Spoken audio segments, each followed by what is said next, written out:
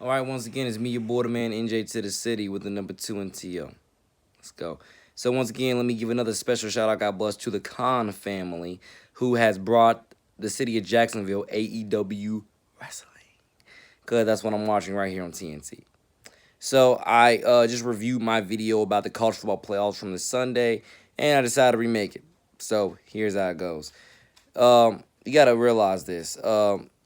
The rankings look like a joke because Ohio State struggled versus Northwestern, and Notre Dame got, dare I even say, they just got trampled versus Clemson once again.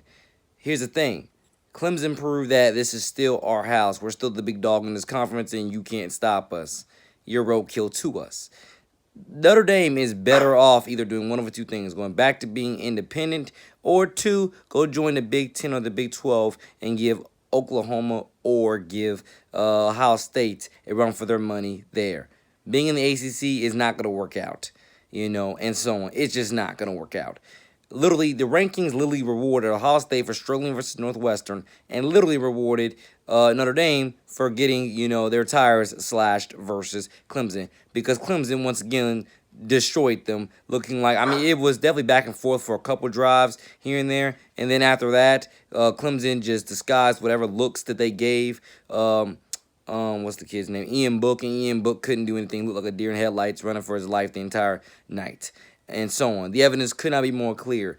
This is what I mean when I say that. And the thing is about it is, I don't think I would have minded if Ohio State was in there, even though I really didn't want them to. I would rather have given Texas A&M a spot, possibly Cincinnati, but definitely Texas A&M. Let alone I would even have given Florida a spot personally. But there's no way in the world I'm going to give Notre Dame a spot after doing what? Why would you give Notre Dame a spot after not only losing in the, for example, in previous years, what they have said, what they have done in previous years, they have, everybody kept talking about how you should have to win your, winning your, winning your conference championship. You should have to win your conference championship in order to get into the playoffs. Notre Dame just lost our conference championship, and somehow they still make the playoffs. Think about how that looks, how that goes, and how messed up it probably is. Now, I'm not saying the same rule applies this year, but think about it. You reward Notre Dame for continuously not showing up in big games and losing their conference championship this year. Because the biggest complaint over the last how many years was Notre Dame's not in the conference. They recruited at a high level, but they're not in the conference. They're independent. So we have to put them in there by default, and then they never win by default, etc. Ladies and gentlemen, the evidence could not be more clear. Texas A&M is definitely the one squad that should have totally been included, and I would have taken the spot away from Notre Dame to do it. Let alone, I would also have taken Ohio State's spot. But at the same time, Ohio State's in. We'll see where that goes. But the evidence could not be more clear that the committee, obviously, I wouldn't even say they care about ratings, because if you care about ratings, you would probably put Texas A&M in there, because everybody would love to see, Aggie Nation would love, let alone the entire country would love to see what somebody new, up and coming in the SEC when it comes to, being ranked as high over the last couple years. Well, now, actually, not the last couple years, but, since, Johnny Manziel's time, and since a few other actually, no, just him. Since Johnny Manziel's time, being ranked that high, people would have loved to have seen, once again, what Texas A&M could have done in the college football playoffs. They would have loved to have seen it.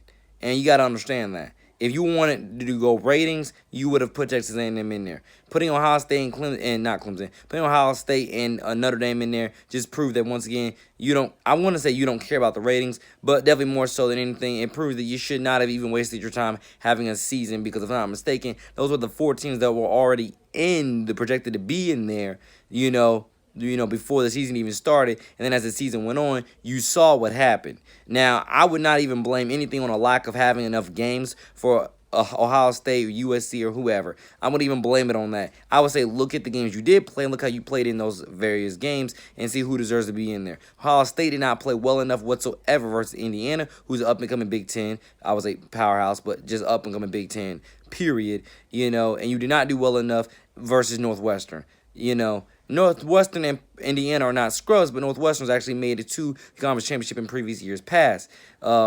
whatchamacallit has not. Indiana is just up and coming right now. They have not made it anywhere close in years past. But Northwestern gave you a run for your money in previous years where you dominated and destroyed them after scoring, maybe, 2 or 3 times, back and forth, and then you just run away with the rest of the game. You kind of get the point that I'm trying to make out to you there.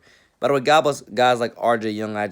You talk about college football, just remind me. I gotta give the brother, the real brother, a shout out. R.J. Young YouTube channel. Look him up. College football analyst. He's awesome, world class, spectacular.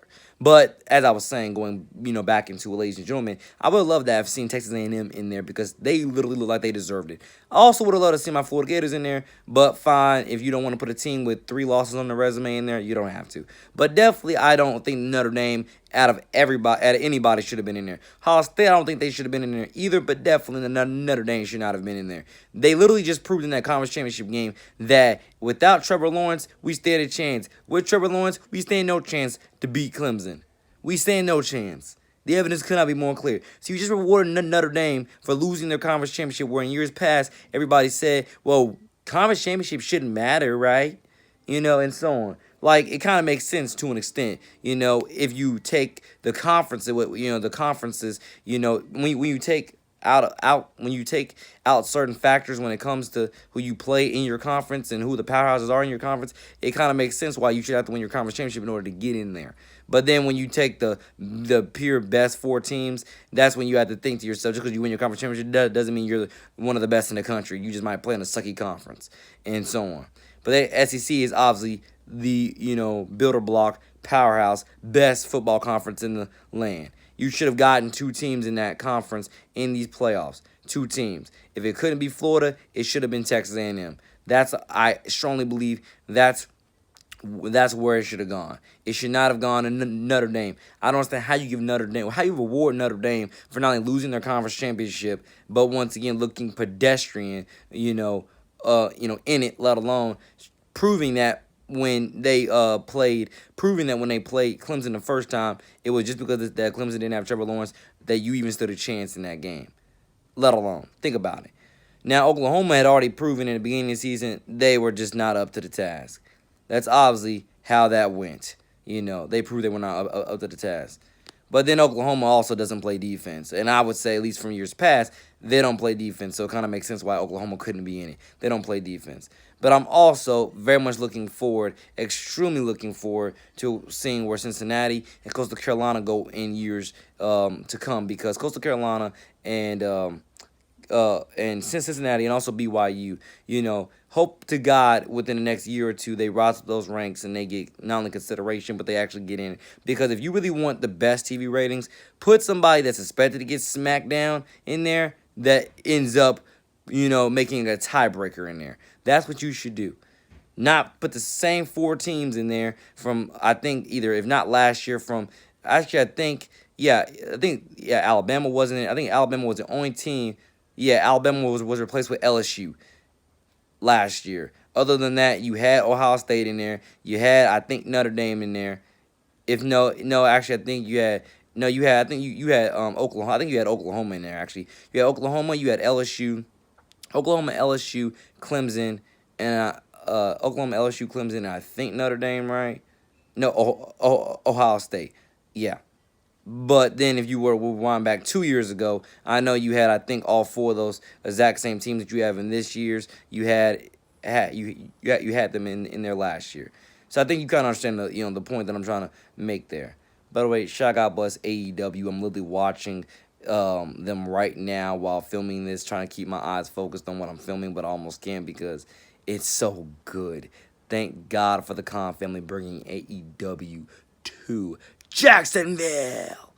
But indeed, that's a big part of my take of the college football rankings, college football playoff. The playoff committee is a joke. The playoff rankings are even a bigger laughable joke because obviously Alabama and Clemson deserve to be in there, but the last 2 teams do not deserve to be in there. If you were to personally ask me, how are you going to keep rewarding Notre Dame for losing? Literally, you keep rewarding Notre Dame for mediocrity.